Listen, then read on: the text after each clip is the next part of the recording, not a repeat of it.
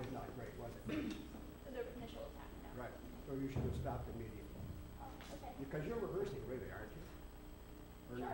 are we rehearsing? I would say not as much rehearsing as just conducting technique in this semester. Yeah. Okay. Would you do the first couple of bars again and make sure that the attack is exactly where you want it?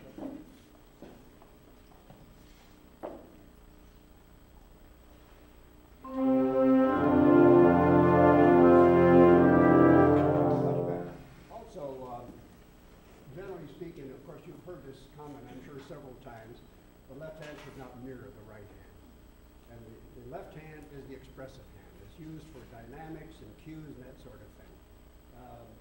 So instead of beating this way all the time, if there's no use for the left hand, just don't use it. And then when it does come into play, they say, hey, something's going to happen because the left hand suddenly came up into view, okay? So, and also, from a phrase standpoint, when the melodic line goes up, always make a slight, of course these are general rules, make a crescendo, and when the melodic line goes down, a diminuendo.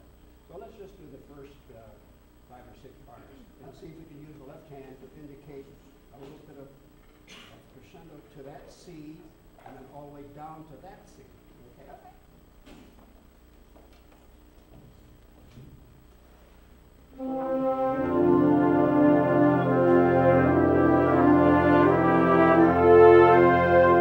Generally speaking, when you want a crescendo, the palm goes up, and a diminuendo, the palm goes down. Okay? And by the way, when I studied conducting, it was with Walter Buehler and Craig McHenry, and Walter Buehler never used a baton. In high school, my high school band director studied with Walter Buehler. He didn't use a baton. For the first 30 years that I conducted in the Air Force, I didn't use a baton. But when I started doing orchestras, they played so far behind the beat that it hurt my right hand. I started using a baton and used just the tip of the baton. Okay?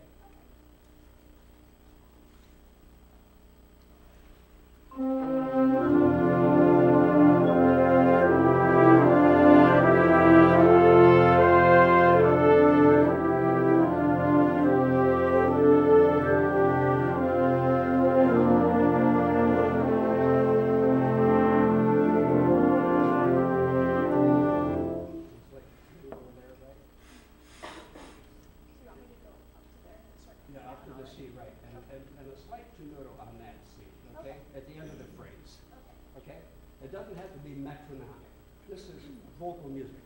And much of Percy Grainer's music was vocal, right? The Lincolnshire Program are all vocal pieces. So it doesn't have to be If you want to make a slight picciolorando or a slight diminuendo at the end of the phrase, do so. Okay?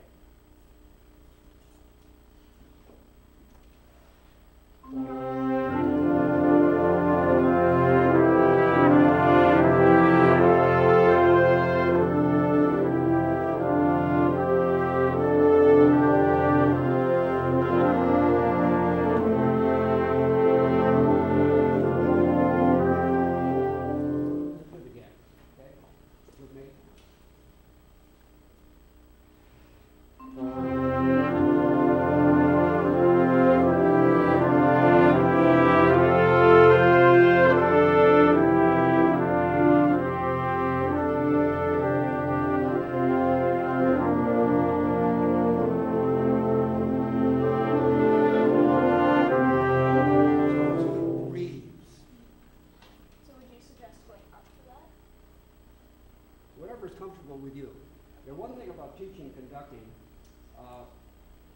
when I studied with Walter Buehler, I used his technique an awful lot when I started conducting, and then you have to grow into your own person. You have to do things that are comfortable with you. So I'm not telling you how to do it, but generally some rules that are normally used.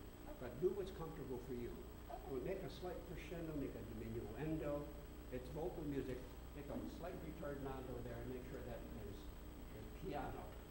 It says mezzo forte, but make the end of the phrase piano. And then start a new phrase, okay? Start a new phrase here. Yeah, exactly.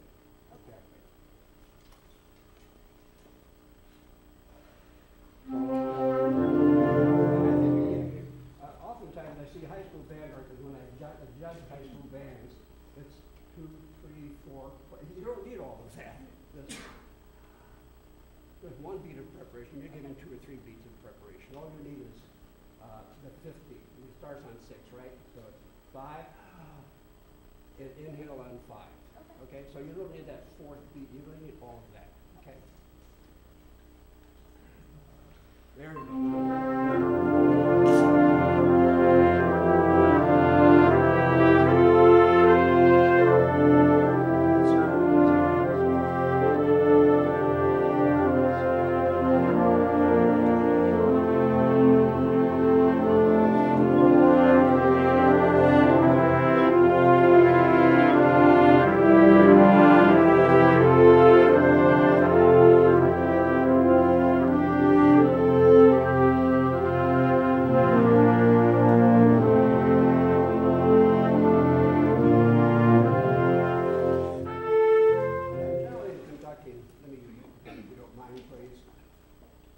Depending on what you're conducting, there are several motions you can use with the right hand. If it's piano, it's from the wrist forward. Sometimes it's just this, and sometimes it's from here to here, and sometimes it's the whole arm if it's forte.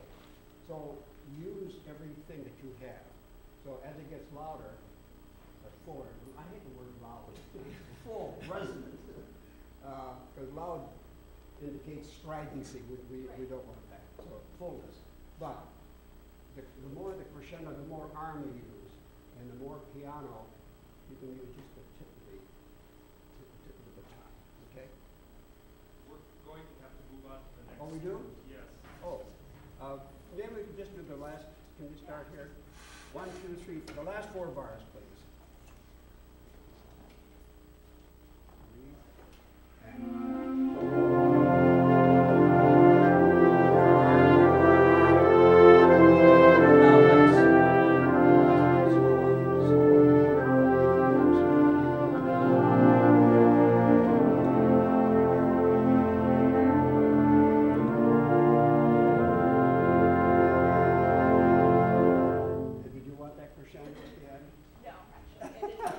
But you gave it, they played it. They're going to play exactly what you indicate.